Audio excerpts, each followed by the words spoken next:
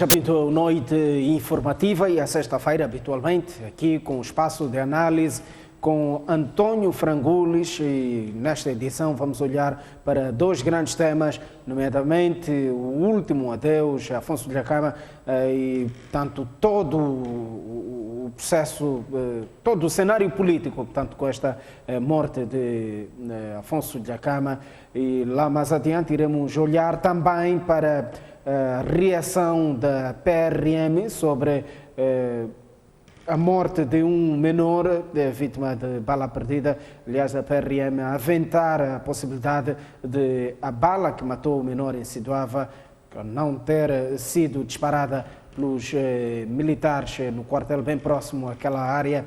Portanto, vamos tentar explorar a veia criminalística para o capítulo da balística aqui com o Dr. António Frangulis, lá mais adiante. Por ora, Dr. Frangulis, muito boa noite, bem-vindo aqui ao nosso espaço. Como é que olha primeiro para este caso que mexeu o mundo inteiro? Eu falo da morte de Afonso Dhlakama. Foi uma semana praticamente tensa. Os restos mortais do líder da Renamo foram ontem a enterrar, porém na quarta-feira houve uma cerimônia oficial até com a presença do chefe de Estado. Boa noite, Moçambique. Boa noite, telespectadores dentro e fora do país. E agradecer os vossos comentários. Tenho recebido inúmeros comentários e sugestões, mas pronto, dizendo que, se me permitir, eu tinha dois pontos prévios, né? Em relação a uma notícia que vem veiculada pelo Magazine. Mesmo por razões de tempo, podíamos eleger dos tem pontos este dos dois prévios. Documentos falsos de Bakir e tem um outro das sentenças. Podíamos ficar com os da sentença, já que mexe com toda a máquina da justiça. Eu vou respeitar a tua escolha, a tua opinião, mas ok. Eu queria dizer que fiquei surpreendido com uma situação que eu considero uma vergonha, situação de perseguição maldosa, dolosa, por parte da instituição que, em minha opinião e a opinião da Constituição, no seu artigo 236, devia ser garante da justiça, legalidade, isenção e imparcialidade. Estou a falar, portanto, da Procuradoria-Geral da nossa República de Moçambique. Vamos aos factos. Chegaram-me informações documentadas de uma acusação do Ministério Público, deduzida por cima do joelho e até a escopo e martelo, e o processo foi remetido à 6ª Secção Criminal do Tribunal da Cidade de Maputo, com o número 18-2018-B, e datado de 26 de abril de 2018. E eu repesei na data, porque se recuarmos um tempo, 12 meses atrás, um ano, né? Na mesma data, por coincidência de 26 de abril, a PGR emitiu um comunicado que comentamos aqui, já não me lembro se foi com o Gersildo ou se foi com o Hermínio. A PGR emitiu um comunicado de imprensa acusando uma cidadã, não é, de nome Edith de Cômpta da Câmara Cilindo, de estar envolvida em vários crimes, quais sejam o assassinato do procurador Marcelino Vilanculos e nos crimes de rapto. Acusava da morte do procurador Vilanculos porque tinha na sua conta um saldo de 500 mil meticais. Grande facto, grande nexo de causa e efeito, quer dizer, encontraram 500 mil na conta, foram à conta, encontraram 500 mil e pronto, só pode ter sido produto do crime. Foi mais ou menos isto que o acusador pensou. Para o acusador só podia ser produto do crime, não é? Tudo isto em 2017. No julgamento do procurador Vilanculos, portanto do processo em que ele foi vítima, a Edith saiu ilibada, foi absolvida por insuficiência de prova. O processo de rapto também teve a mesma sorte, portanto, absolvição. Ora, como a PGR perdeu esta batalha, decidiu abrir outro processo contra ela, há 10 dias, mas desta feita acusando-a de crime de branqueamento de capitais. Veja, mas quais capitais? Os mesmos que foram matéria do crime no processo de assassinato do procurador Vilanculos. Ok. Ora, ao trazer os factos já julgados e transitados em julgado, a PGR, em minha opinião jurídica, né, está a violar voluntário e dolosamente o princípio da ne bis in idem. Portanto, nunca se pode julgar duas vezes, né, ou melhor, julgar alguém duas vezes pelos mesmos factos. Estamos a falar dos capitais, 500 mil, que foram julgados no processo de assassinato e a pessoa saiu absolvida. Então, esses 500 mil não são produto daquele crime, mas é branqueamento de capitais. Quer dizer, não faz sentido nenhum. É importante sublinhar que as duas sentenças absolutórias foram exaradas por 2 juízes diferentes e de 2 secções criminais diferentes, porque até podia-se, sei lá, levantar uma dúvida se fosse a mesma pessoa, etc, etc. O mais gritante e caricato ainda é a Procuradoria acusar conjuntamente a mãe da Edith, né? Senhora Dona Clotilde Cilindo, viúva de 74 anos de idade, aposentada. Na acusação provisória, só diz que mãe e filha viviam debaixo do mesmo teto. Isto, se não é uma perseguição, então eu já não sei distinguir o boi do burro a menos de 1 metro de distância. A PGR, eu acho, deve sair do silêncio e vir nos desmentir, pois é nosso entendimento que ela já desertou das suas atribuições, e pelo menos neste caso, mas parece que ela é acusada de muitos casos em que sai exatamente dos carris.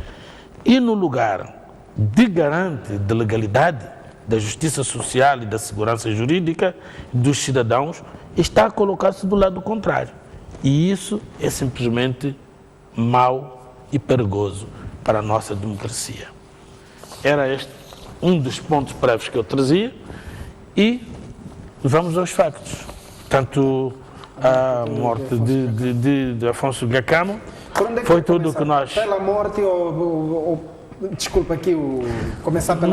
Melhor fazer as perguntas todas que quiser. Ou pelas cerimônias do último adeus a Afonso Gacamo? Para mim, tanto faz. As cerimônias foi aquilo que nós vimos, né? Se alguém tinha dúvida, não é? Tirou a conclusão. E eu até digo mais, aterrorizou-se muitos daqueles que gostariam de lá ter participado, porque ao se pedir a tolerância do ponto e se recusar, não é? Porque a tolerância quer-me parecer que foi pedida para as populações da Beira. Né? O município da Beira, eu não sei se manda nos privados, se não nos seus funcionários, não sei. Mas de qualquer maneira... A Beira esteve paralisada, né? A Beira esteve paralisada, mas teria muito mais, porque há aqueles que, tendo medo de faltar e com o risco de represálias, exato, políticas, como nós sabemos, tiveram que estar no serviço. Mas se tivesse havido tolerância de ponto, seria simplesmente quase toda a Beira, toda, mas toda mesmo, porque aquilo que se viu é verdade que era um mar de gente, mas não chega a ser toda a Beira. Digamos, um bairro como Munhava tem população quase igual àquela, ou pelo menos 2 bairros. Mas se tivesse havido essa permissão, teria sido simplesmente fenomenal. E foi isto que tratou-se de se evitar, como nós sabemos, porque eu devo dizer que esta intolerância caiu muito mal a todos aqueles que sabem que quando há situações, né, que até não são de Estado, nem digamos oficiais, situações até partidárias, paralisa-se o sítio onde aquele dignitário do partido que está a sustentar o governo, não é? E como se não bastasse, ainda se traz populações de distritos ou localidades circunvizinhas em caminhões para ali. E essas populações têm os seus afazeres, mesmo aquele que não depende do patrão. Tem os seus afazeres, mas quando há uma situação de um dirigente, vai um secretário-geral, por exemplo, da Frelimo, é suficiente para se paralisar. Mas, e recorrentemente, mas numa situação destas, né, que é somente naquele dia, eu não encontrei razões de equilíbrio plausíveis para aquela recusa, senão razões subjetivas, né? Razões partidárias, e veio a contrastar com o discurso do próprio presidente, é a questão que havemos de entrar. Sobre o discurso do Presidente da República, aliás, dividido em dois capítulos. Primeiro, o lado humano. Exato. Segundo, a garantia de que todos aqueles passos que foram dados durante o processo de diálogo, durante o processo de negociação com o líder da Renamo, não vão falhar. Não vão falhar. Como é que olha para este discurso do Presidente da República? Para mim, este discurso é um discurso que muito se pareceu com o discurso do 15 de janeiro. Dia da tomada de posse. De 2015. Sim. Quer dizer, um discurso de Estado, claro, tratando-se de uma cerimônia, né, fúnebre, portanto, de uma cerimônia social, né, como aquela, logicamente que o discurso ainda traz esta parte, não é, digamos, humanística. Sim. E esteve de parabéns, não é? O presidente Inhosse nessa tua presença. Uma coisa que me ressaltou logo, né? E eu creio que outros atentos que nem eu, e sobretudo os da casa, de que o presidente da Casa Branca, diria assim, numa sátira, né? Os da Casa Branca não há de ter passado despercebidos, né? Não de ter passado despercebido, é o facto de nem uma única vez ter referido o partido Frelimo. Okay. De tal ordem que já há reações, podem ser reações não oficiais, quer dizer, no sentido de sair, digamos, do próprio partido, né? Mas de algumas pessoas que de facto não gostaram. Já anda aí um artigo, não é? Até devo dizer insultuoso, não é? O artigo que anda aí contra o Presidente da República, dizer, olha, tem lá um lugar, ainda não tem presidente, pode ir para lá, etc. Isto por quê? Porque não gostaram, algumas fações não gostaram da posição de Estado que o presidente desobedeceu o núcleo duro da Frelimo. O discurso de Filipe Inhosse terá ido contra... Aquele discurso foi dele, não foi o discurso, não foi nenhum papel que lhe entregaram para lá ir ler, portanto, o partido. Okay. Não. Ele disse, olha, eu quero falar, não é? Como eu, Sim. pessoa moral, né? Pessoa espiritual que também sou. E ele falou mesmo de peito para fora. Eu quero salientar, não é, alguns dos muitos aspectos que ele saiu-se, digamos, com nota 10. Nota Por 10 exemplo, em Brasil ou em Moçambique? Nota 10 de 0 a 10, Ok. não de 0 a 20. Na página 2 do discurso ele diz: em nome do governo de Moçambique, do povo e no meu próprio, lamento a perda de um compatriota que, do seu modo, isto é, à sua maneira, Sim. fez parte da história recente de Moçambique. Com a mesma serenidade, eu e ele, não é, enfrentamos juntos o mesmo sentimento de luto. Esta é uma prova de maturidade. E ele, na página 3, que é a página a seguir, creio eu, já no fim, diz que quero reafirmar, sublinhe-se isto, que iremos prosseguir a obra que junto iniciamos, isto é, a construção da paz e o reforço da democracia através do aperfeiçoamento da descentralização e desconcentração. Reafirma a minha disponibilidade de continuar com o processo.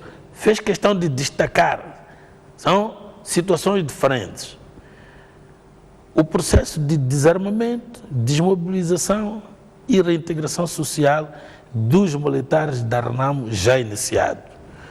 O fecho deste dossiê será sempre considerado uma obra coletiva dos moçambicanos. Não será a obra da Frelimo apenas, mas uma obra coletiva dos moçambicanos. O conjunto universal moçambicanos, onde os membros da Frelimo estão contidos neste conjunto, os membros da oposição moçambicana, portanto todos os partidos da oposição, representados ou não no Parlamento, isto será obra dos moçambicanos, de todos os moçambicanos. Ora, isto é um recado muito forte e espero até que havemos de ver algumas consequências, não é? Porque não pode faltar, não é? Os zangados em casa, não é? Porque uma casa tem os que são mais flexíveis, conformam-se com muita flexibilidade, mas tem aqueles que são recalcitrantes, sei lá, se podemos chamar assim. Mas repara que este discurso, como eu dizia, não é diferente do discurso do dia 15 de janeiro. E eu queria ler por fim, para não perdermos tempo com repetição, porque o discurso já foi lido, né, para a página 8, onde ele começa por dizer: queridas e queridos compatriotas, há muito que tenho sublinhado a importância do papel da oposição na governação em Moçambique. Não se pode falar de uma democracia sólida sem uma oposição sólida. Todos precisamos de uma oposição construtiva, todos. Ele está a dizer mesmo, vocês que são renitentes e recalcitrantes às reformas, não é resilientes, renitentes e recalcitrantes às reformas. Não se pode falar de uma democracia sólida sem uma oposição sólida. Todos precisamos de uma oposição construtiva e patriótica, de uma oposição que saiba colocar Moçambique em primeiro lugar. Ok. Ora, a ver, vamos, as consequências, porque isto é forte politicamente. Nós sabemos que na Frelimo há duas alas. Há, mais uma vez, um artigo que eu não tenho dúvidas que seja da sua autoria, porque eu conheço o seu linguajar, não? Se assim permitir que eu o diga. É um artigo que vem assinado, em nome de Sérgio Vieira, mas nada confirma, não é? Até que ele venha desmentir. Apareceu aí um desmentido de uns artigos que eu, num grupo restrito, tratei de mostrar que aquele não tinha sido o Sérgio Vieira a escrever. Okay. Porque o Sérgio Vieira, por mais que se diga tudo o que se quiser contra ele, mas que ele seja, de facto, uma autoridade, não é? No vocábulo, não é? E na retórica. Ele é uma verdadeira autoridade. Eu costumo dizer, não é um indivíduo que traz 40 verbos no bolso e 30 adjetivos. Okay. Ele traz consigo o léxico e a limpeza e a elegância da própria língua. Portanto, há uns que às vezes querem se fazer passar por ele e não são felizes. Mas o artigo que está a correr hoje tem muito que se pareça com ele. Tem suas marcas, pelo menos. E esse artigo já é uma reação, não é, do discurso do presidente Filipe Jacinto Inhosso, que ainda teremos tempo de debruçarmos-nos à volta disto.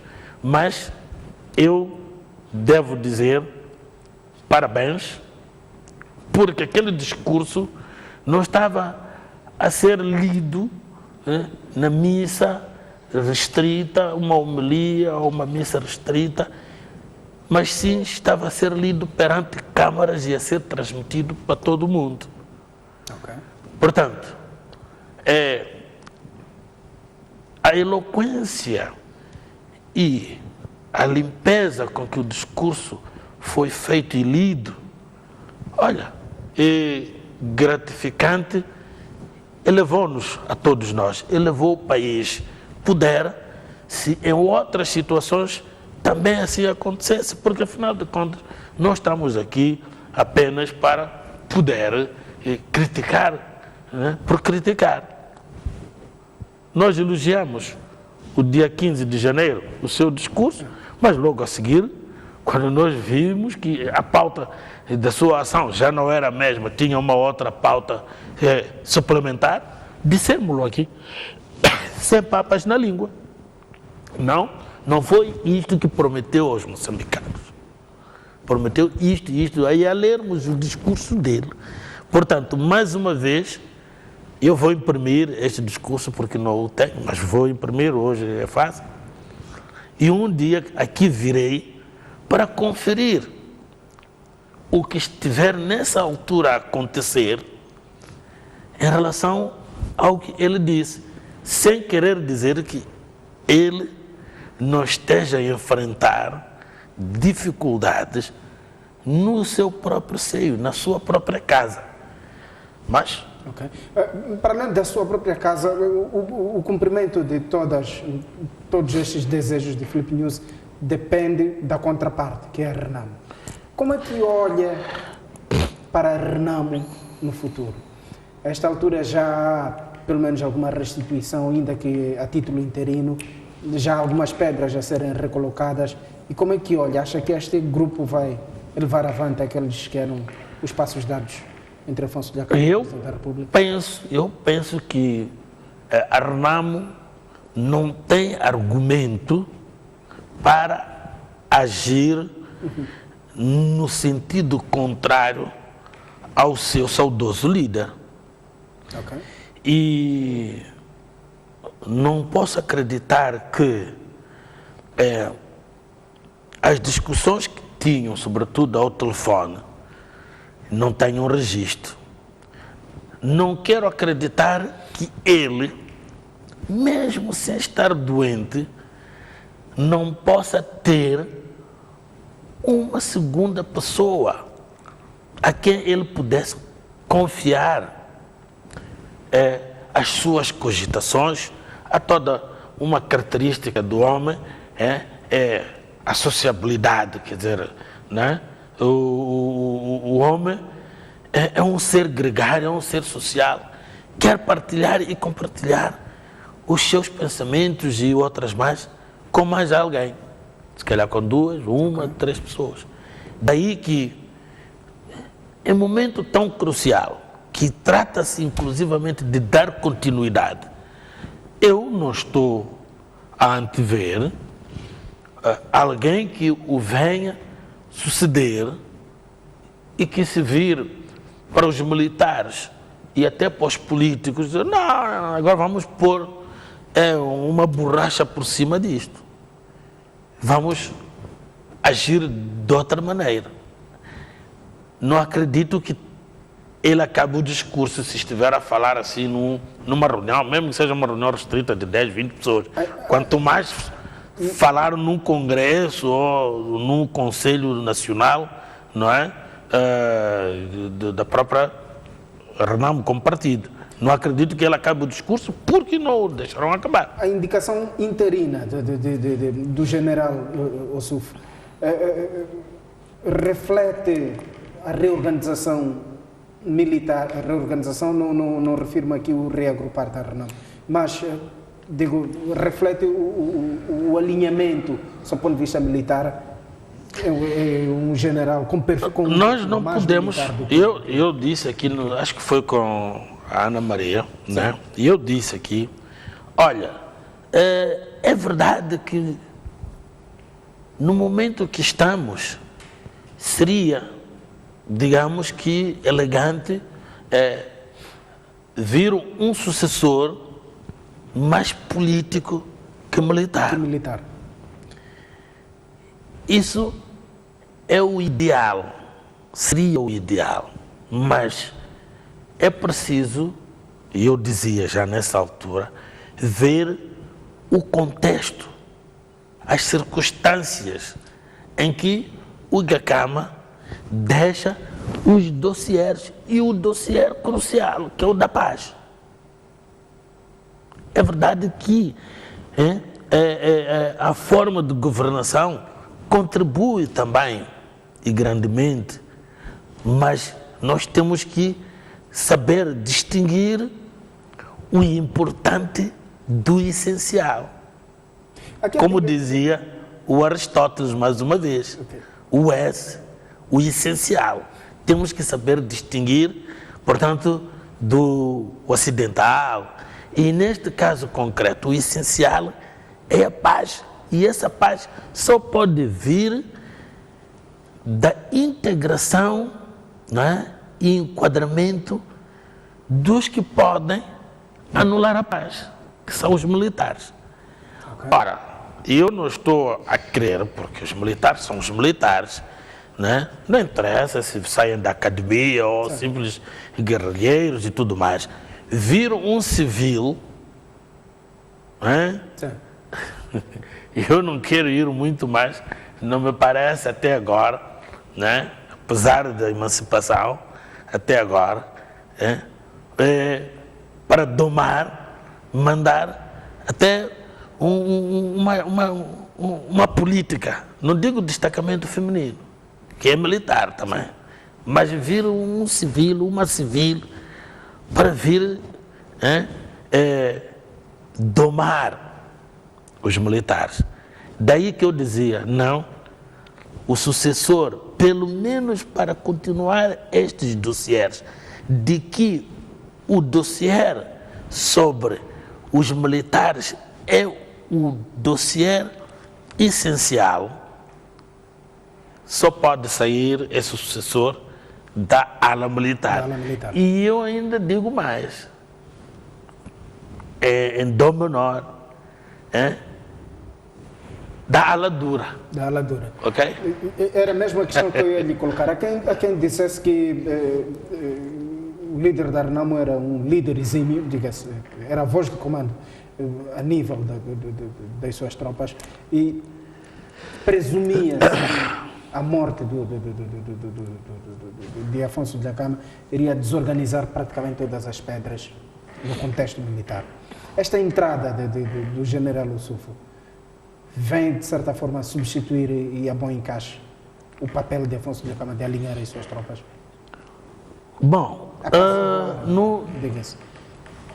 no que concerne aos militares, os militares, primeiro porque eles têm já no seu ADN a hierarquia militar. Sim. Se num conjunto, num pelotão, por exemplo,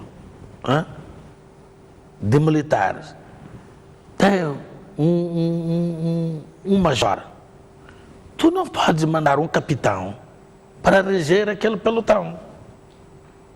Pode dizer logo, isso é uma infração àquilo que é a deontologia militar.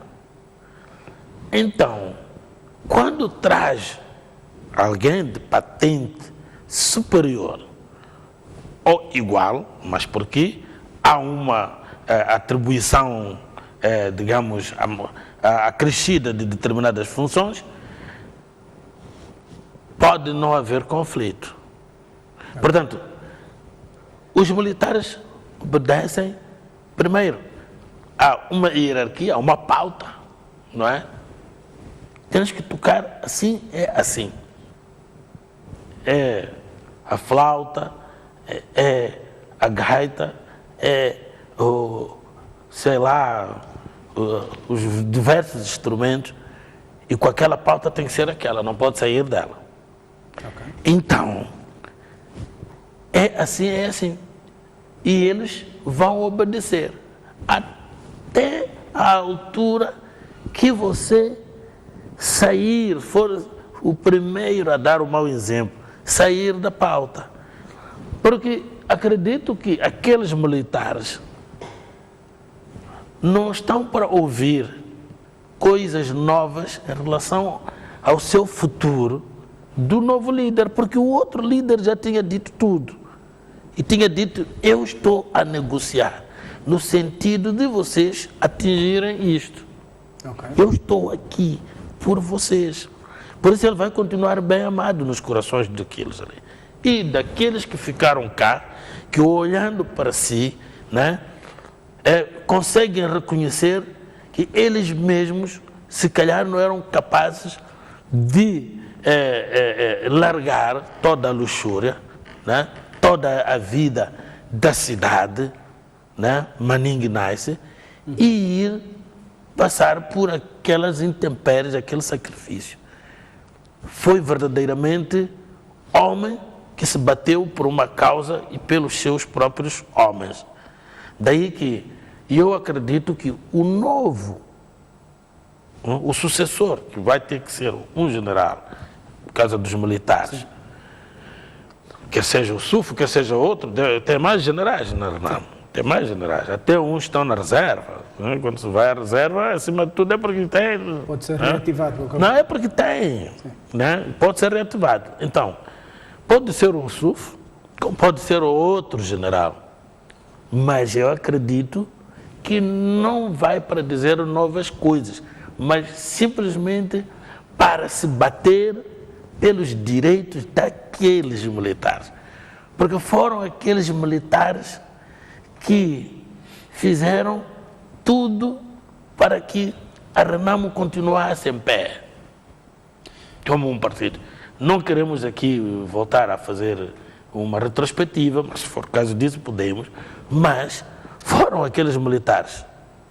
Ok. Passamos para a ala política. Que perfil deve ter o substituto de Afonso Dhlakama? Afonso Dhlakama morre nas vésperas praticamente das eleições. Que perfil é que deve ter? Na ala política, sucessor do Dhlakama, depois do militar? Depois do militar, ainda temos tempo para ver que perfil é que esse sucessor deve ter. Agora, a verdade é esse sucessor militar o que deve ter mais é acréscimo. É exatamente a componente política. Por quê? Porque a RENAM, nós já dissemos aqui, estamos a repetir, tem a componente política que está nas cidades. E no campo político, portanto no rural, mas político, não o rural militar, e tem os militares. Portanto, não podes mandar um indivíduo unicamente militar, que não perceba de política, nem um indivíduo que perceba unicamente de política e não perceba do setor ou da ala militar. Tanto é que, até agora, em termos de perfil, este que está interinamente, não é, a substituí-lo, tem estas duas componentes. Não digo que seja ele como se fosse vontade minha. Aqui não tenho vontade nenhuma. Okay. Meia culpa nossa. Eu me confesso pecador. Não tenho vontade nenhuma. Mas eu estou a dizer, porque em boa análise, se for lá um indivíduo que seja estritamente militar, vai ter dificuldades. Não sou eu que terei essas dificuldades. E essas dificuldades vão ter consequências. Reparem, em toda a RENAM. E se for um indivíduo estritamente político, também vai ter dificuldades, vai ter problemas. E esses problemas vão trazer consequências. Portanto, eu penso que não estou a dar aqui nenhuma preleção. Eles têm esta lição bem estudada e vão fazer de certeza absoluta. Vamos esperar um bocadinho, que não pode demorar muito tempo, daqui a nada a ver. E Afonso Djakama era, por natureza, um líder carismático, alguém que arrastava massas, e basta que nos lembremos da discussão de resultados das eleições anteriores. Como é possível olhar para as próximas eleições sem Afonso Djakama? No seio da RENAM? O carisma é algo que existe, não digo que todos temos, mas é algo que todos nós podemos ter no seu estado potencial, no seu estado latente. E quando se lhe é dada uma oportunidade, para despertar esse carisma, então passa a ser carismático também.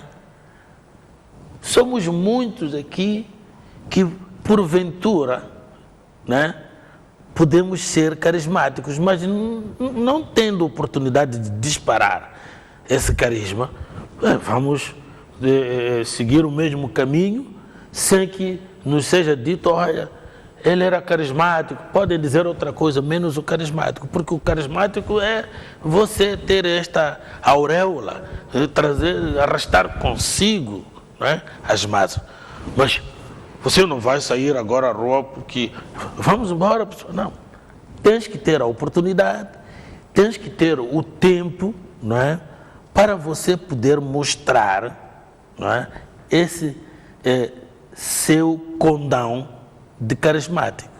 Portanto, nós não podemos, a priori, dizer que não virá outro carismático na RENAM. Não. Vamos esperar para ver primeiro. Porque nós podemos nos enganar naquele que parece ser, não ser, e naquele que não parece ser, ser. Então, é só uma questão de oportunidade e tempo. E ainda, podemos dizer, espaço. Oportunidade, tempo e espaço. Portanto, não estou para dizer que ele não é ou é mais que o tempo. Oportunidade, creio que vai. Creio, se for ele, já a tem. Depois, falta-lhe o quê? O tempo e o próprio espaço. Vai trilhar o seu espaço. Portanto, é verdade que cada pessoa é uma pessoa. Há uma certa idiosincrasia, quer dizer, uma característica, não é, peculiar, que faz de uma pessoa ímpar relativamente a outra, até gêmeos, não é? Não é por serem gêmeos que vão ser iguais, não. Cada pessoa é aquilo que é. Então, logicamente que não há de aparecer uma outra pessoa que seja Gacama. Não. Por quê? Afonso Gacama era Afonso Gacama. Portanto, tinha as suas peculiaridades, as suas características, não é? Muito pessoais, idiosincráticas. Ok? Então, eu fujo muito a esse discurso. Poderá aparecer o outro que suplante a ele. Não. Morreu Fidel Castro, ficou o irmão Raul Castro, né? Bom, veja só que teve a oportunidade, mas o tempo em que ele teve essa oportunidade e espaço é completamente diferente do tempo. Foi um grande militar, o Raul Castro. Se fores a ler a história, não é por acaso que ele tinha o Raul Castro, depois do Che Guevara, como a sua pessoa, não é, de confiança, o seu braço direito. É o seu irmão Raul Castro, como é sabido de alguns, né? Não digo de muitos, mas sabido. O Che Guevara foi atribuído à nacionalidade cubana, foi ministro, creio eu, da educação, né? Mas ele tinha um bicho de seda, né? O internacionalismo, né? E chegou-lhe um dia, olha, foi ter com o seu amigo e comandante, ele comandante, olha, eu quero continuar a minha vida. E lá deixou a pasta e se foi. E esses dois, se há outros, não estou a depreciar ninguém, mas o Fidel Castro confiou muito nesses dois porque bateram-se bem. E naquela altura, se sucedesse um infortúnio, tombasse o Fidel Castro, que já tinha um carisma perante os seus companheiros, desde lá da se era maestra, né? Se era mestra, né? Se era maestra, como sempre veio nos livros, desde lá do México, onde treinaram, e Companhia Limitada, se tombasse e seguisse o Raul Castro e tivesse aquele tempo todo de 59, ou mesmo se tombasse depois de 59, se por aí 60, 65, etc. E se fosse substituído por Raul Castro, era o tempo áureo da Revolução. Embora não fosse a revolução de armas, mas de desafios, ele poderia ter sido também um carismático. Não quero dizer que ele não arraste, mas não teve este tempo e espaço que o outro teve. Por isso, eu continuo a dizer que é uma questão de oportunidade, tempo e espaço. O discurso do Presidente da República trouxe alguma firmeza no tocante a conclusões sobre o processo de desarmamento da RENAMO, o processo de descentralização e desconcentração. Acha que Afonso Gacama terá morrido enquanto este dossiê já estava praticamente engatilhado? Bom, pergunta esta que se presta a todo tipo de resposta, porque nós não podemos olvidar, esquecer, afastar o fator resistência às reformas. Em todos os tempos e espaços houve sempre e sempre haverá resistência às reformas.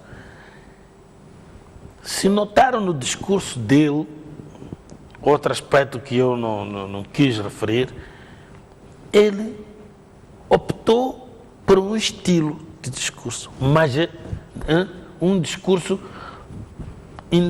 individualizado, pessoalizado e não majestático. Portanto, eu e não nós. Okay? para dizer que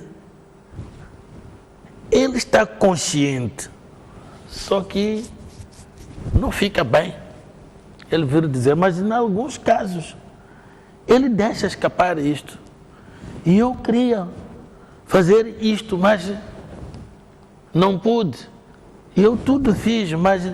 Para salvar o meu irmão, mas não consegui. Estás a perceber? Não só neste caso, mas noutras situações. Para ele dizer o quê? Que ele tem estado a enfrentar, não é?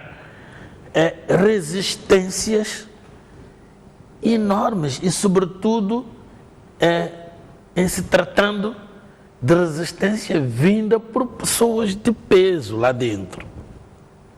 E ele que é tido como mano a mano. Se formos a conferir, a geração a que ele pertence, do 8 de março, para os libertadores, de 64 para 77, que foi a geração do 8 de março, tanto por aí, com 18, 20 anos, vamos lá, eles sempre chamam miúdos. Mas, como dizia um professor saudoso, Lopes de Freitas, de quem bebi muito, ele dizia, citando também um outro professor, e tinha sempre aquela mania no bom sentido, olha, que eu fiz o meu curso de Direito em 1945, e tinha um professor, que já não me lembro qual é o nome, que dizia, olha, eu vou vos dizer o que também me diziam, cuidado com as paredes velhas e os novos doutores. Os doutores, os jovens, né? Sim. Com paredes velhas, corres o risco a qualquer altura cair-te por cima da careca um caco do teto e rachar-te, no mínimo, a careca. E os jovens doutores querem revolucionar tudo, querem mudar tudo. Então, mesmo o Samora, eu lembro-me nos discursos dele, são poucos aquele que conseguia dar, né, uma curva, em vez de, né, dar a volta ao fenômeno, o velho e o novo. Há sempre uma contradição, mas dialética, né, do velho e do novo. Então, e sobretudo quando esse velho detém consigo, como é que eu devo chamar, os instrumentos de trabalho, emprestando a linguagem de Marx, quando eu tenho os instrumentos de trabalho, você tem a mão de obra. Então, quando são estes que estão do outro lado, não é? Barricados do outro lado, na resistência, não é assim tão fácil. E é um risco enorme, mas ele tem que deixar uma marca. Eu sempre disse isto, ele terá que deixar uma marca. Porque se ele, né, desistir desta, eu não sei de que é que nos vamos lembrar dele, né? Okay. Porque, de facto, ele até agora, né, ainda não nos deu, senão isto que está-se a vislumbrar agora, a descentralização, a desconcentração, a revisão da Constituição, de certeza para expurgar dos poderes concentrados, quando fala de desconcentração, que estão concentrados na pessoa do presidente da República, qualquer que seja, não é ele, qualquer que seja o presidente na presente Constituição, ele é tudo. Eu lembro-me naquela altura que até era o presidente da OMM, e, para além disso, a própria paz. A própria paz, que é um bem doirado para o povo moçambicano. Não há qualquer tipo de desenvolvimento, nem da própria democracia, quando não se está em paz. Estando em paz, só com a democracia é que se atinge o desenvolvimento também. E ele quer deixar a sua marca exatamente nestes items, e ele até sublinha isso. Ele quer deixar conosco um exército republicano, não é? Não este exército, que eu continuo a dizer que são dois exércitos, um da Frelimo e um da Renamo. Não se pode negar que este exército não seja da Frelimo, e pode ter a certeza. Todos eles são membros da Frelimo, com cartão e tudo. E eles nem negam, então pior os que vêm da luta armada. É o exército da Frelimo. E o outro tinha o seu exército. O que o GACAM sempre defendeu é que temos que ter um exército, não é, republicano. E, portanto, é preciso partidas e contrapartidas. Portanto, uma paridade, não é, na divisão de atribuições. Ele até dizia, olha, se o comandante é da Frelimo, o vice-comandante tem que ser da Renamo, e vice-versa. E eu penso que o que o suceder vai bater nesta mesma tecla.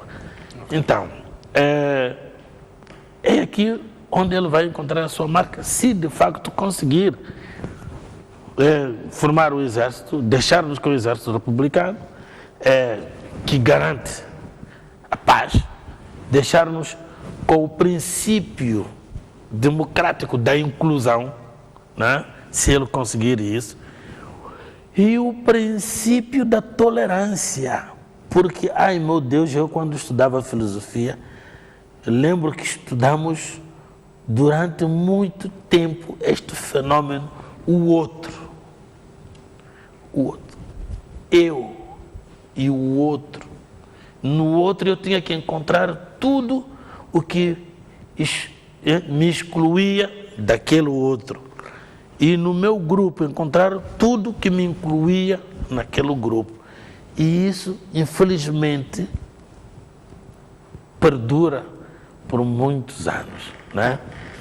Nós vamos virar de página, vamos a esta altura contextualizar o próximo tema com a matéria que segue, que dá conta de que a PRM aventa a possibilidade de a bala que matou o menor de Sidoava não tenha sido disparada pelos militares a partir do quartel.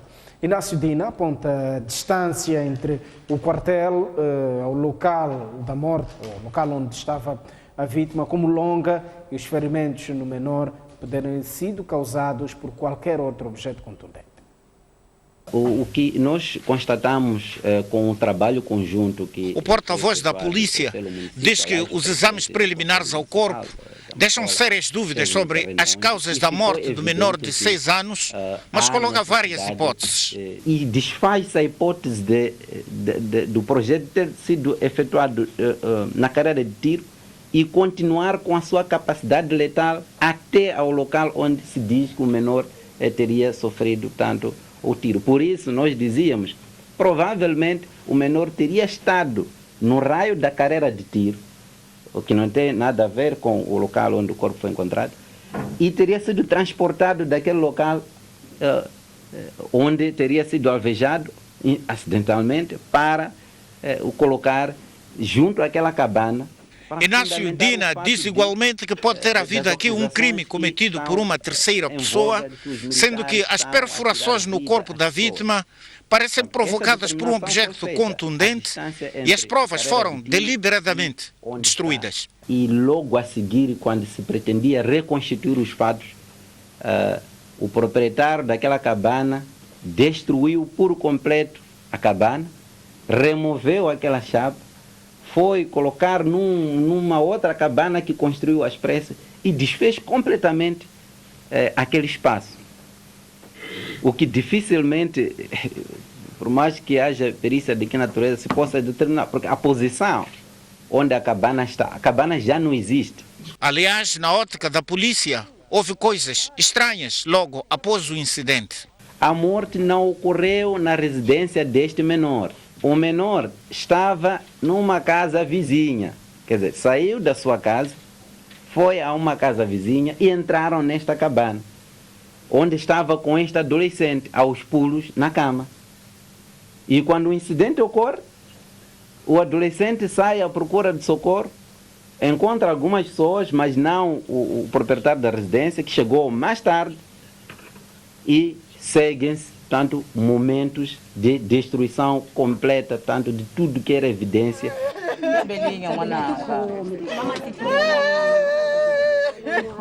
Os depoimentos dos residentes de Siduava, colhidos momentos após o incidente, não condizem com as conclusões preliminares da polícia.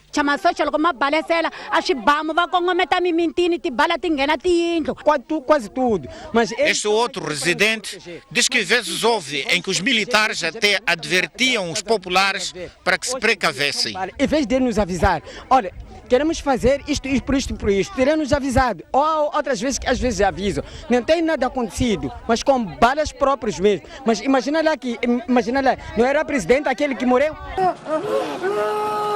Este menor esteve com a vítima no interior desta cabana e conta a história desta forma.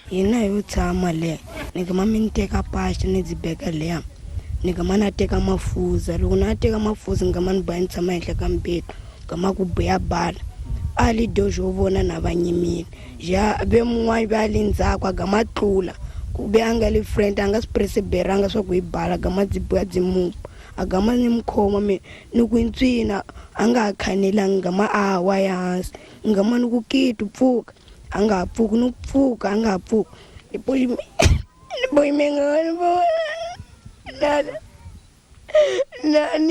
na bitana munomkula. Segundo o porta-voz da polícia, o laudo da medicina legal que irá determinar as causas da morte do menor sai na segunda-feira. Antônio Frangulis, quid de juros? Sabe,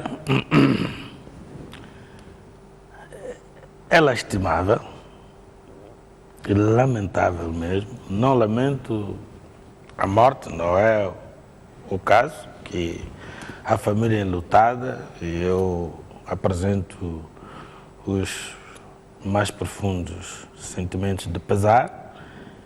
Eu digo, estou a lamentar, são as desastrosas declarações conclusivas de alguém que está a representar uma instituição, o comando da corporação, comando geral.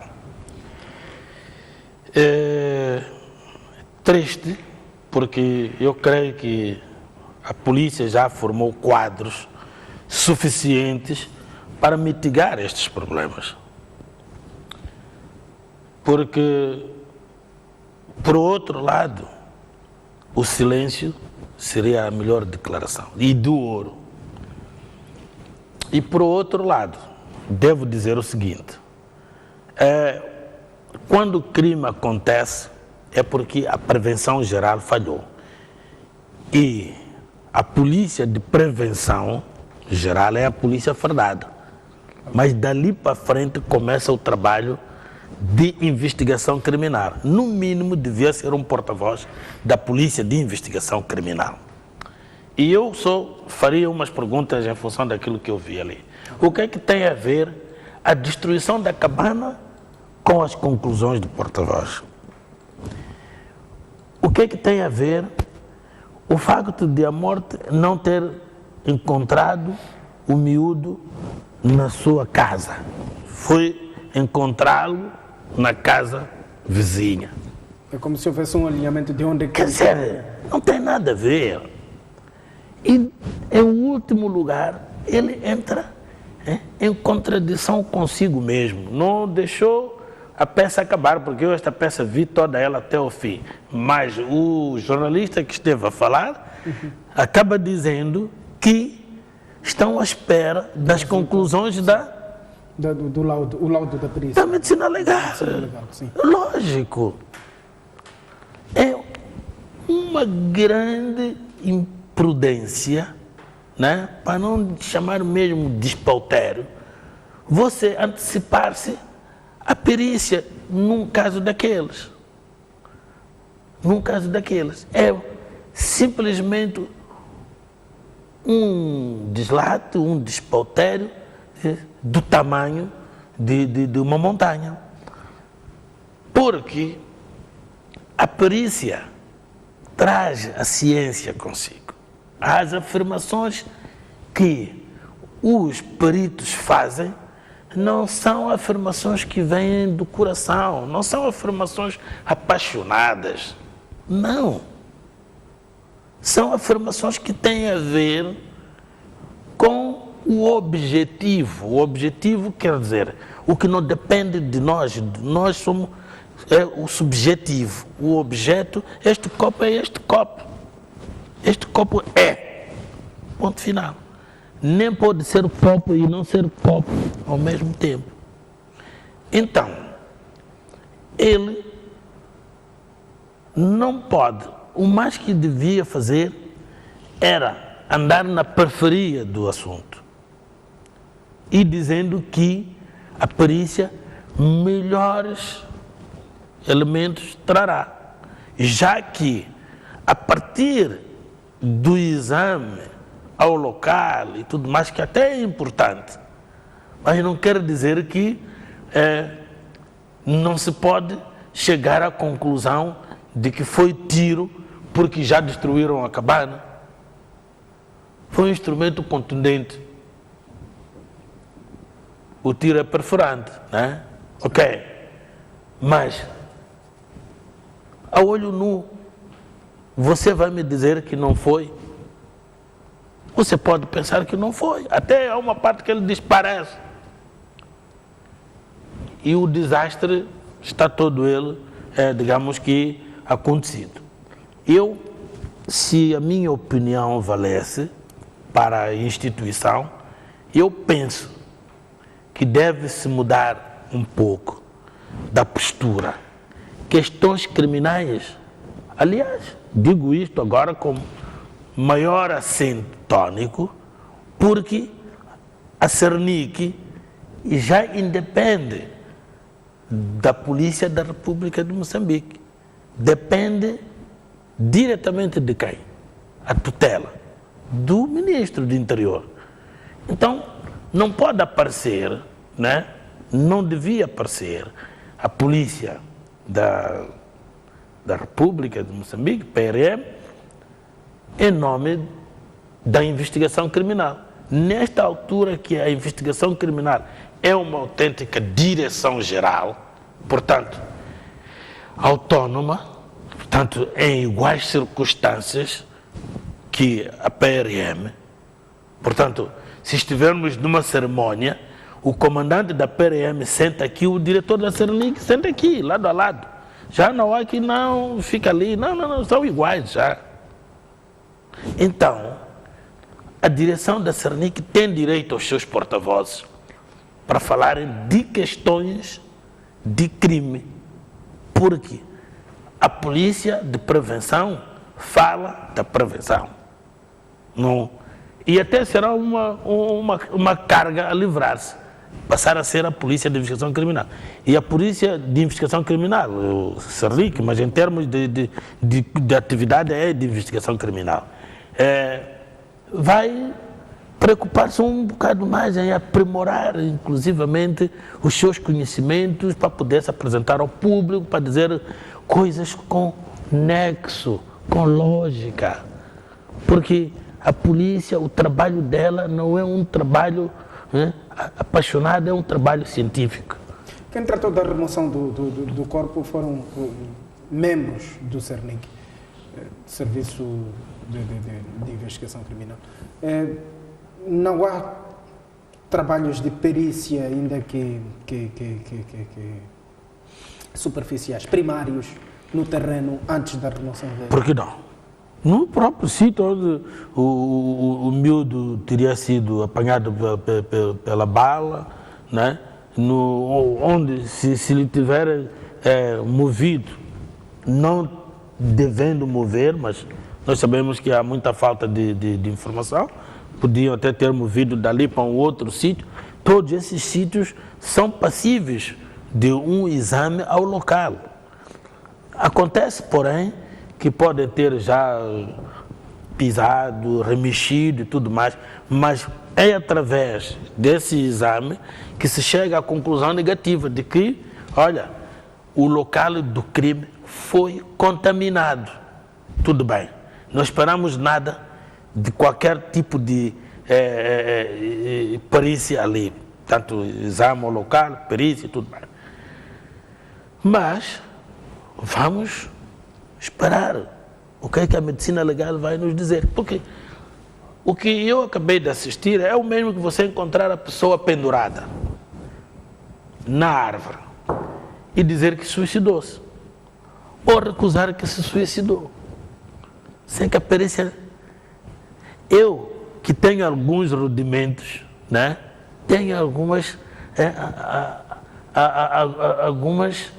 atividades no local do crime que posso fazer se eu apanho no local pendurado o indivíduo, não é? Há de ver que qualquer agente da polícia de investigação que tenha um mínimo de formação, sobretudo na área dos crimes contra as pessoas, a primeira coisa que vai fazer, sabe o que é? Não. É abrir-lhe a braguilha e ver o seu órgão genital. E ele até pode adiantar com um bocado mais de força, se aquilo não é uma simulação, mataram e penduraram, ou se de facto foi ou não foi o suicídio. Porque há determinadas características que apresentam um cadáver que se suicidou de facto ou que foi pendurado. Mas eu nem digo que são obrigatórios os membros da PRM, né, porta-vozes, a saberem disso. Não são obrigados. Porque é uma cadeira que na altura era obrigatória e dava-se no 5º ano, chamado de Medicina Legal. Portanto, e mesmo assim nós não saímos peritos em Medicina Legal, mas temos ainda um bocado de versos para podermos dizer qualquer coisa. E se você nem nunca passou por aí, é um desastre. Estas declarações, coloco-lhe uma questão até dupla. Estas declarações da PRM não adivinham aquelas que vão ser as linhas do relatório da medicina legal? Eu penso que ponto é que a medicina legal é tão imparcial como de nos trazer no relatório? Eu penso que a medicina legal vai ser imparcial. Vai ser. Agora, ali a partida tu consegues ver que há uma tendência corporativista. É tudo forças de defesa e segurança. Não se sabe se não houve antes, veja lá o que é que tu podes fazer. Isto acontece muitas vezes. Porque é preciso suavizar. Até chegou a afirmar, não, por causa da distância, porque não sei o que, leva a crer que não foram os militares. Que coisa! E quem disse que o militar não pode vir ali na proximidade e por qualquer desinteligência como a outra pessoa manda o tiro, falha aquele, apanha outra pessoa? E quem disse que, de facto, por qualquer razão, eu não sei como é que está a carreira de tiro, porque há regras próprias para construir uma carreira de tiro. Eu, felizmente, vejo carreira de tiro desde os meus 6, 7 anos, porque na localidade onde eu nasci, havia carreira de tiro. E eu sei como é que ela é construída, depois fui ver, quando eu também já estava a ser treinado. Portanto, eu acredito que tenha características, tenha todas as condições de ser carreira de tiro. Mas nada impede, porque mesmo nessa altura, não é? Se alguém, por qualquer imperícia, falhasse o alvo, e com ponto 22, quem conhece armas, sabe qual é a característica do ponto 22, que até é uma arma proibida para caça, porque pode furar o animal ainda e ir furar pessoas com idoneidade até para matar, na caça. Portanto, e para além de grande velocidade e espaço que percorre. Portanto, é uma arma que não era tanto cedida a qualquer pessoa e também tinha certos cuidados que deviam ser observados. O que significa que nada impede que uma bala, porque a pessoa falhou no alvo, não é? Possa transpor a barreira, porque há uma barreira que se faz, pode ser de areia, como pode ser mesmo de um objeto duro, né?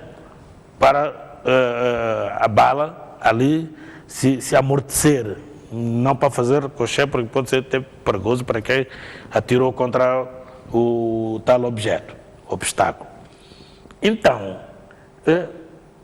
as afirmações que ele faz são desastrosas, não? Eu nem quero comentar. Okay. Porque eu consigo notar que é um certo corporativismo que também é mau.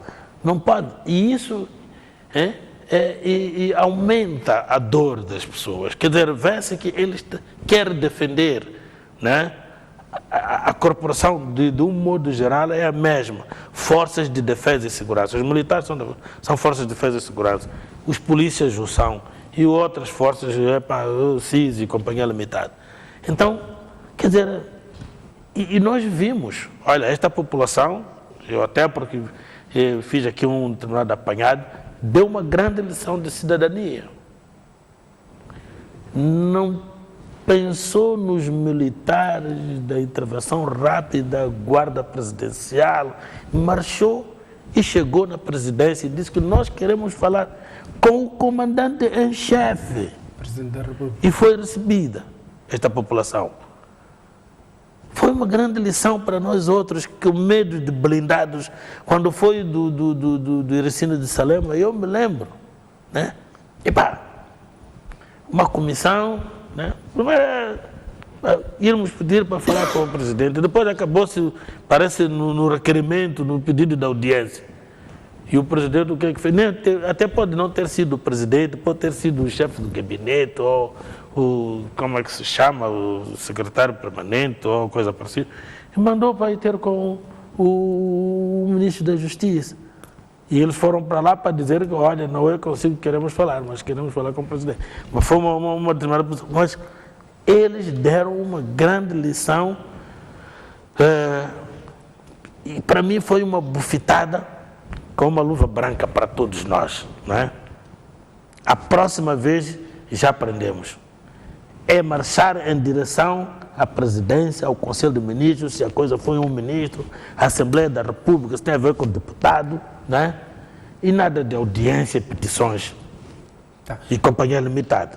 Portanto, obrigado, população de Siduava. Valeu. Vai a minha continência bem dada, né? A minha continência, a vossa justa incontinência a injustiças. Do ponto de vista jurídico, que passos é que devem ser dados? Este processo está refém, está dependente do relatório da medicina legal, que será publicado na próxima semana, ou nem por isso? A medicina legal vai sim trazer alguma luz, porque é difícil, porque por mais que seja de um militar, o mínimo que vai ser é um homicídio, não é? Involuntário. Ok? Portanto, agora, foi colocada ali uma situação que produz uma dúvida. Se foi a brincar, instrumento contundente ou não sei o quê. Então, a medicina legal aqui vai ajudar bastante para a abertura do processo. Okay. Enquanto não houver elementos para afirmar que foi uma ação dolosa, no mínimo a pessoa que detém a posse da arma tem cuidados a tomar. Não tomando esses cuidados, confiando, não devendo confiar que a arma não vai disparar, mas disparou, não deixa de ser a figura de negligência.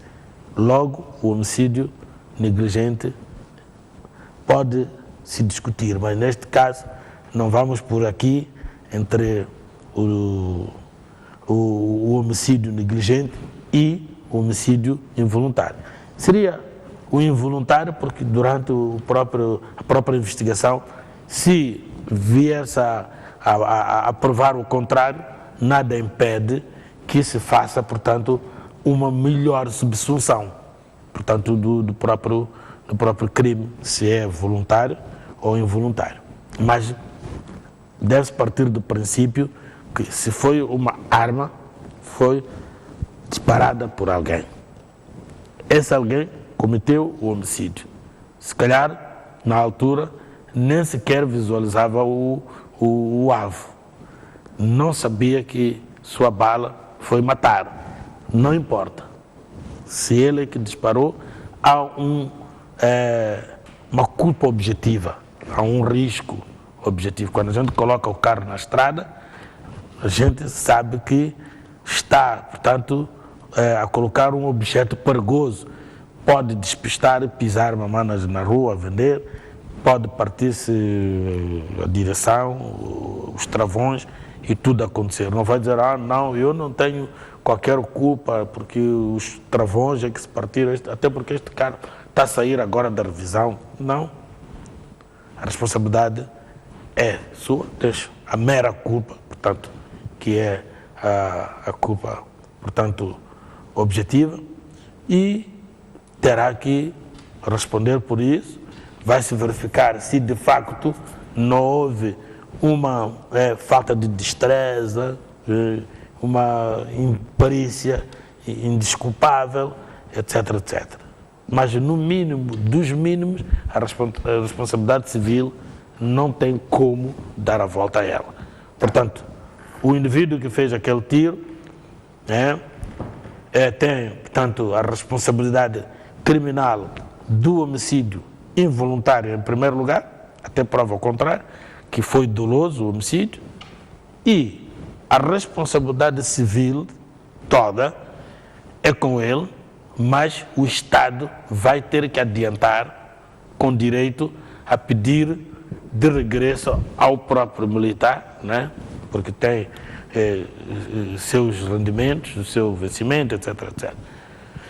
É mais ou menos isto que me presta a dizer sobre este caso. António Frangulos, muito obrigado pela sua presença nos nossos estúdios. Seguramente que próxima sexta-feira teremos juntos para mais temas que vão dominar a semana. Obrigado. Bom fim de semana. Igualmente. Obrigado. Vamos deste lado olhar para as notícias. O Conselho Municipal